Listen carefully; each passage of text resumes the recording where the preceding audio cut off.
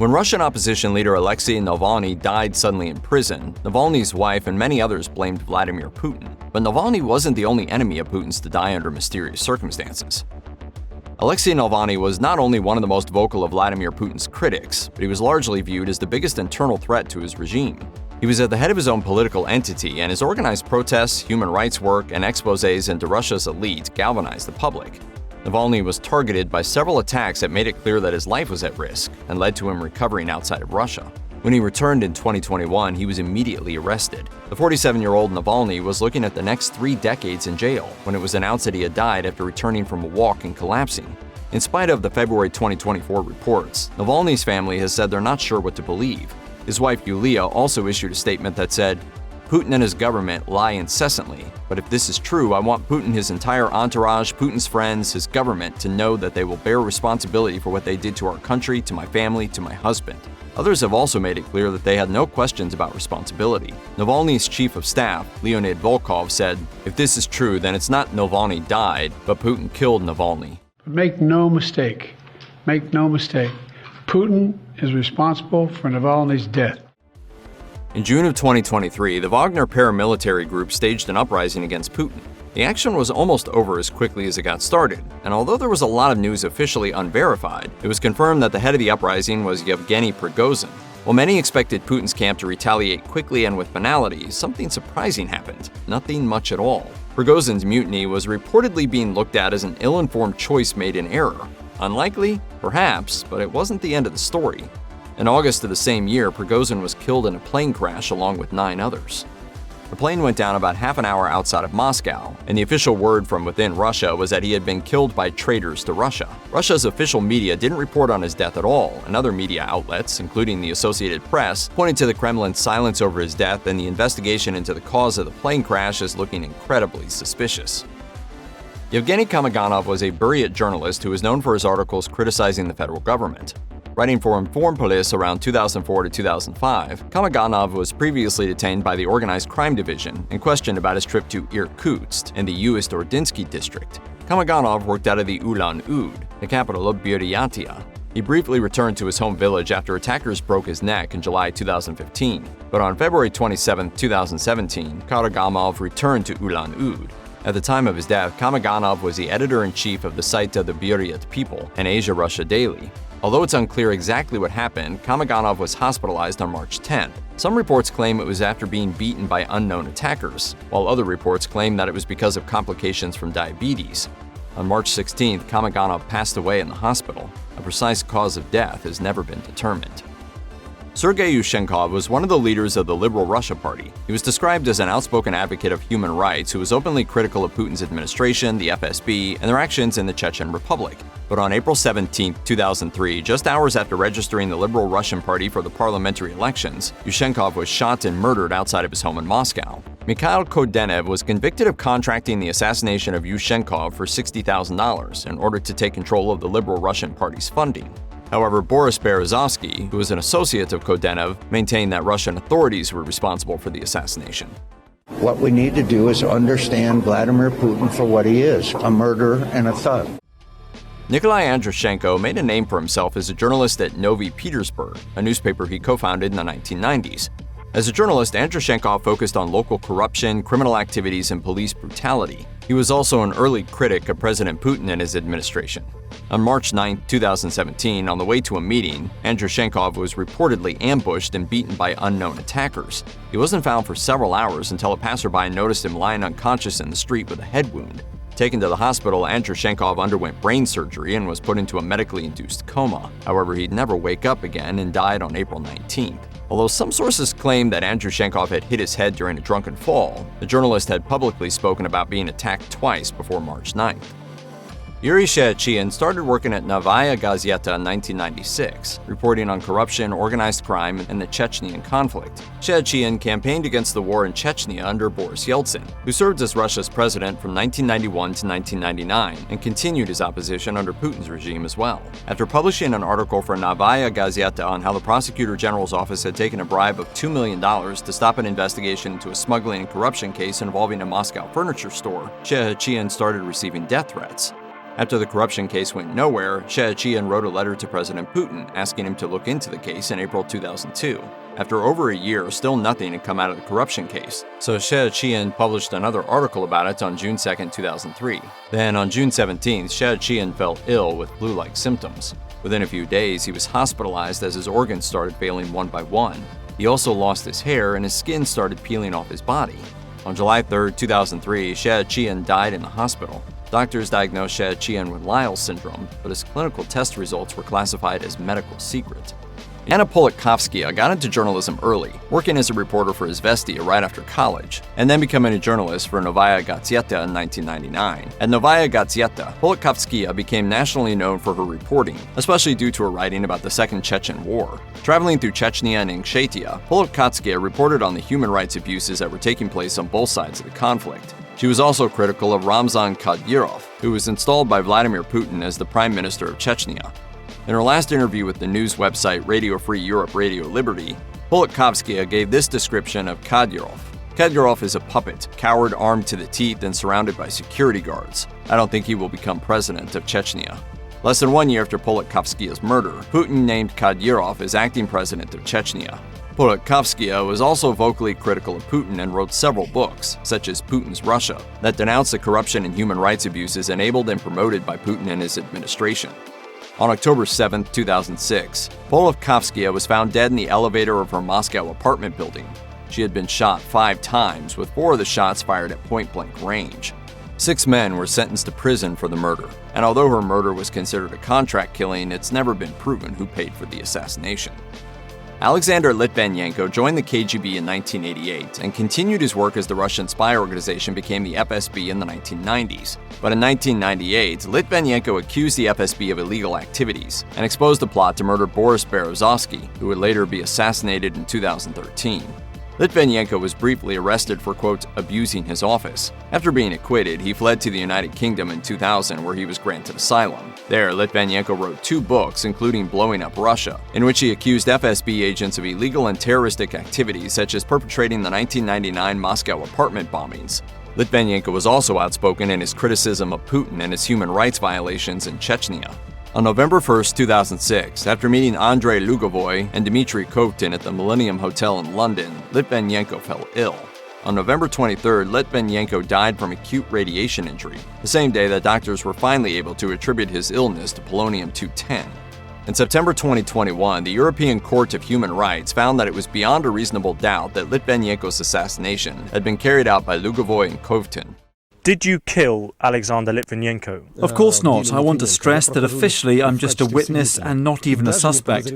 A 2016 British inquiry also concluded that the killing was likely directed by the FSB. Although the Russian administration has repeatedly denied involvement in Litvinenko's murder, Russian authorities have also failed to carry out an investigation or prove that the assassination was a rogue operation. I think it will alter the way that millions and millions of people around the world view Mr. Putin.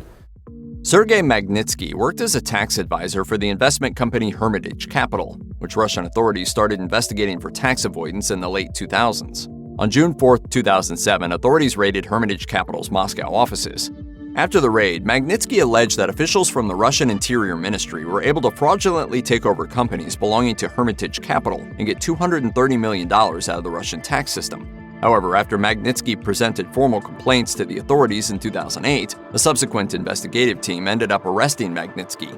Magnitsky was held in detention for 11 months, and on July 1, 2009, he was diagnosed with pancreatitis and gallstones.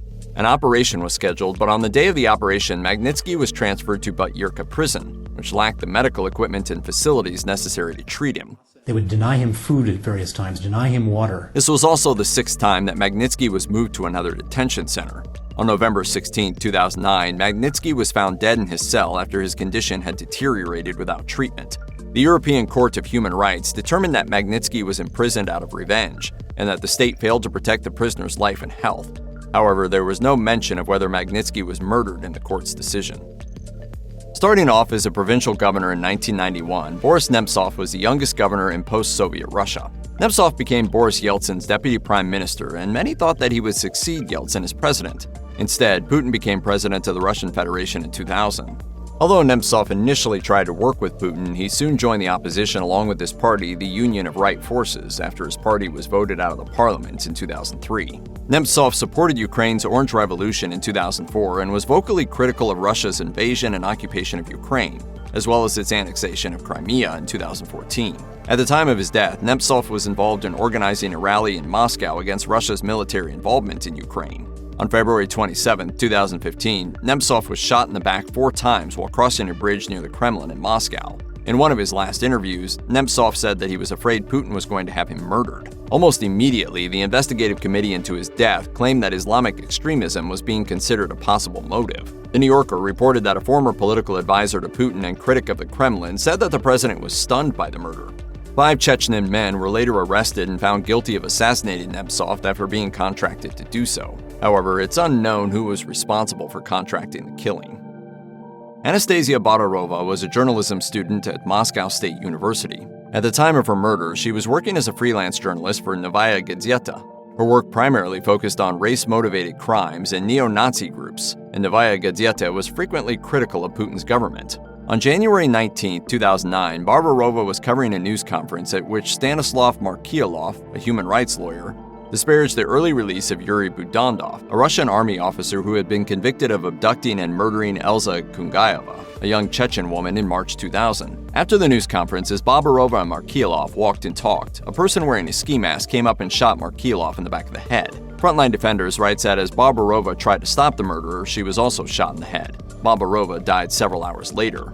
According to Alia Kirov's book, Historical Dictionary of the Chechen Conflict, Baburova was the 4th Novaya Gazeta journalist to be murdered since 2000. Nikita Tikhonov and Yevgeny Khamaganov, described as members of the ultranationalist group Russky Obraz, were convicted of the murders. Ilya Gayashev was later sentenced to life in prison and determined to be the mastermind of Baburova and Markelov's deaths.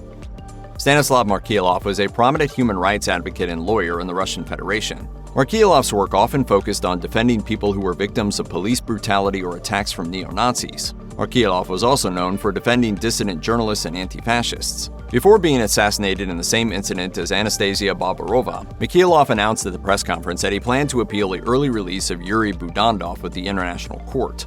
Although right-wing extremists were convicted for Markelov's murder, some have questioned whether or not security services were also involved. These suspicions come out of the fact that the weapon used to assassinate Markelov and Baburova was a gun model that was only made available to Russian military and security service personnel. Boris Berezovsky was a former engineer who sold cars after the fall of the Soviet Union. By 1994, he'd survived one assassination attempt that resulted in the death of his driver. In 1994, Berezovsky also acquired ORT, a television channel, and used it to help Boris Yeltsin win the presidential election in 1996. Berezovsky wielded a great deal of power in Yeltsin's administration, and when Putin succeeded Yeltsin as president, Berezovsky had this to say about the new Russian leader.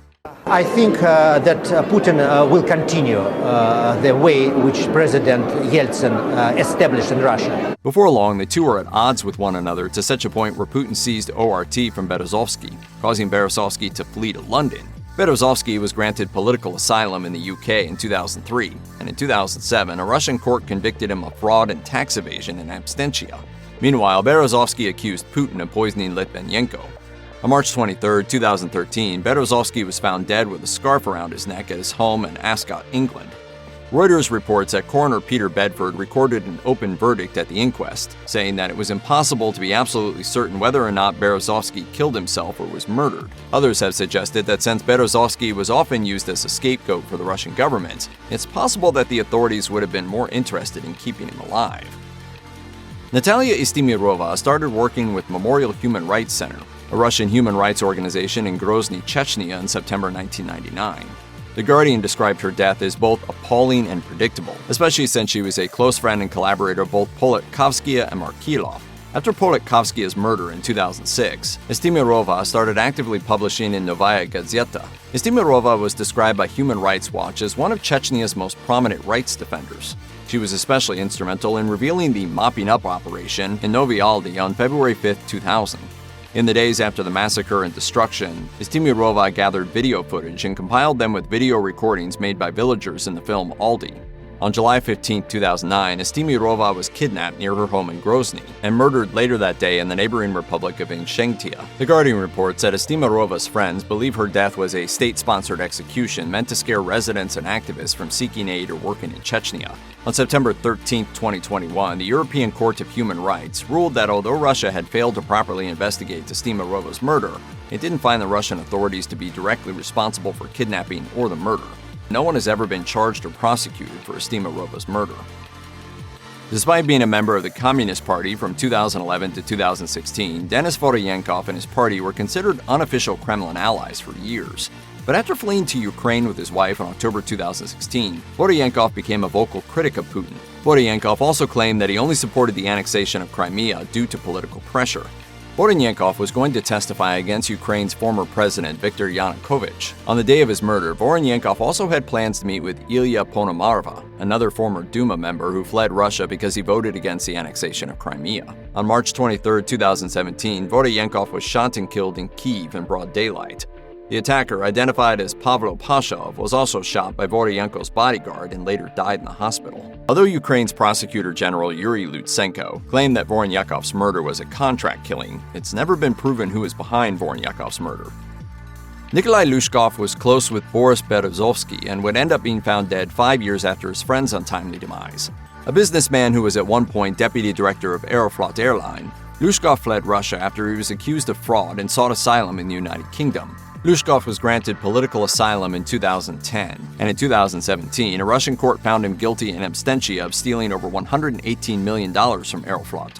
After Berezovsky's death in 2013, Glushkov was adamant that foul play was involved, and in an interview with The Guardian, he noted that the list of Russians who opposed Putin was shrinking. 5 years later, on March 12, 2018, Glushkov was found strangled in his home. In April 2021, coroners ruled that Glushkov was murdered. Glushkov's murder remains unsolved.